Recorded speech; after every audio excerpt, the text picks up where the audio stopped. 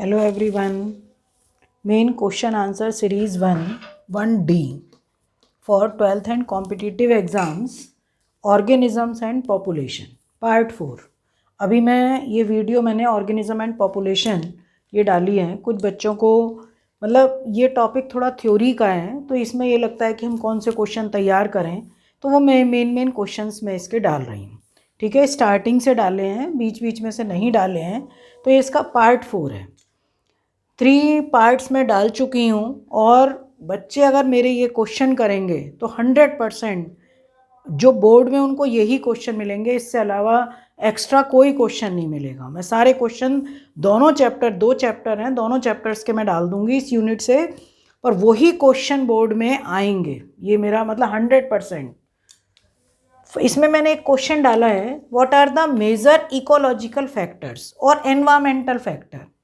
देखो, ecological factor यानी कि those factor which affects environment या which affects organism, activities of organism.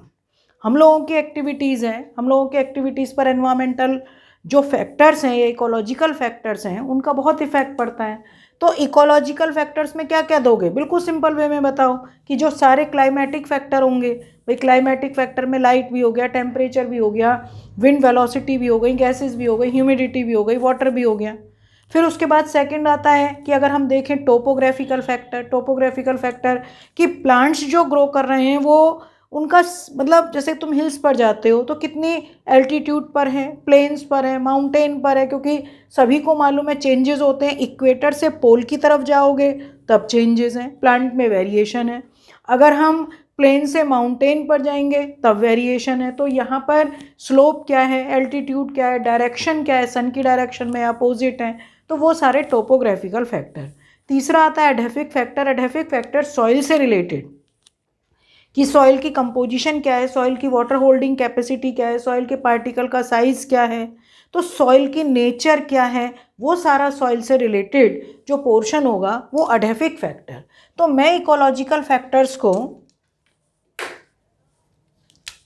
मतलब जो इकोलॉजिकल फैक्टर्स है मैंने इसमें 2 पार्ट्स में मैं डिवाइड करती हूँ, क्योंकि इकोलॉजी से रिलेटेड जो मतलब इसमें बायोटिक कंपोनेंट्स भी होते हैं। तो इसमें सबसे पहले एबायोटिक फैक्टर्स जो कि मेजर हैं, इनको एनसीईआरटी में मेजर एबायोटिक फैक्टर्स, और दूसरे होते हैं बायोटिक, छोटा सा दे रखा है बायोटिक का, ये बायोटिक फैक्टर्स या बायोटिक कंपोनेंट्स। एबायोटिक में अभी मैंने तुम्हें समझाया है 3, इसको फिर से 3 टाइप्स में डिवाइड करोगे, एनसीईआरटी में ये चीज़ नहीं है।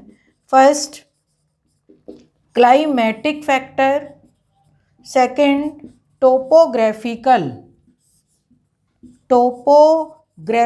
फैक्टर्स, और थर्ड आता है एडहेफिक factor, EDA, एडहेफिक factors.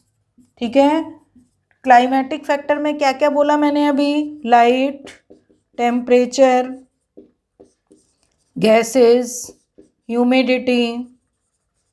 Humidity and water.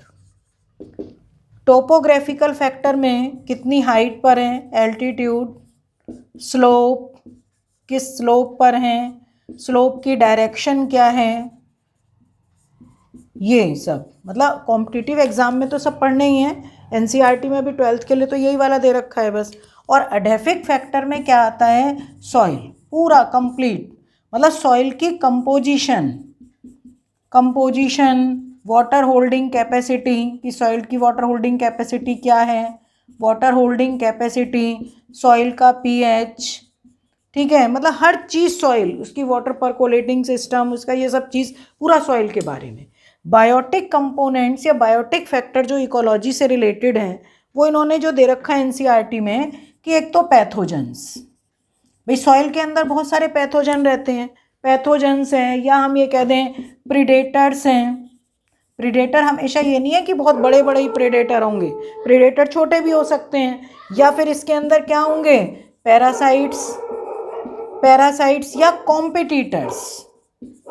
Competitors. तो ये सब जो होंगे ये बायोटिक फैक्टर्स में आएंगे। ठीक है, तो ये बिल्कुल शॉर्ट क्वेश्चन है, 2 मार्क क्वेश्चन आ सकता है, उसके लिए ये तैयार करोगे।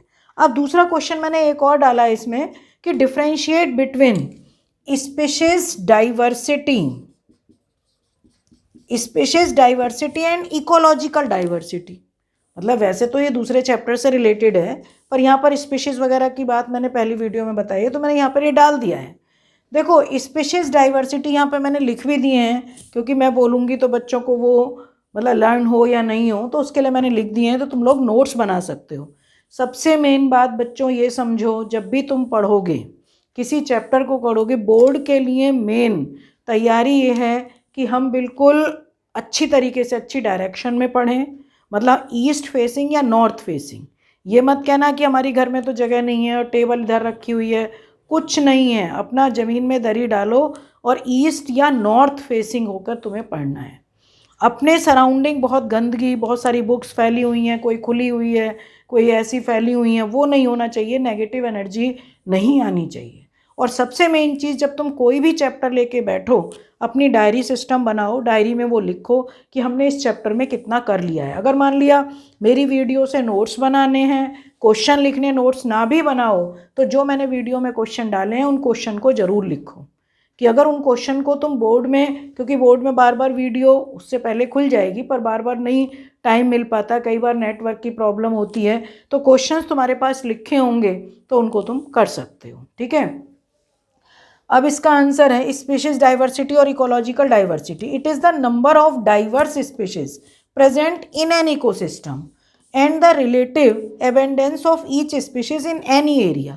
मतलब वो कह रहे हैं इन एन इकोसिस्टम, केवल एक इकोसिस्टम में जो डाइवर्सिटी है स्पीशीज की, मतलब एक ही ऑर्गेनिज्म की जो स्पीशीज डाइवर्सिटी जितनी भी है वो एक ही इकोसिस्टम में कितनी है, वो तो कहलाएंगी स्पीशीज डाइवर्सिटी।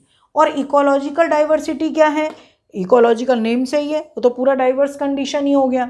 इकोलॉजिकल डाइवर्सिटी का मतलब it is the variation in the ecosystems, बहुत सारे इकोसिस्टम्स इन द रीजन, या तो उस एरिया में बहुत सारे इकोसिस्टम है, जैसे फॉरेस्ट का इकोसिस्टम हो गया, पॉन्ड इकोसिस्टम हो गया, या गार्डन इकोसिस्टम हो गया, और the variation in ecosystems over the whole planet. सोचो कितना डाइवर्स कंडीशन है, इकोलॉजिकल डाइवर्सिटी है तो पूरे प्लेनेट पर जो वेरिएशन है इकोसिस्टम में, उनके अंदर जो स्पीशीज़ होंगी वो, मतलब उनके अंदर जो डाइवर्सिटी होगी एनिमल्स की, वो कहलाएगी इकोलॉजिकल डाइवर्सिटी। तो ये एक ही डिफरेंस का पॉइंट है और ये 2 मार्क क्वेश्चन है, कई बार आ जाता है, तो ये तुम तैयार करोगे। ठीक है बेटा, इस वीडियो में मैंने 2 क्वेश्चन डाले हैं, अब नेक्स्ट वीडियो में। ओके बेटा, थैंक यू।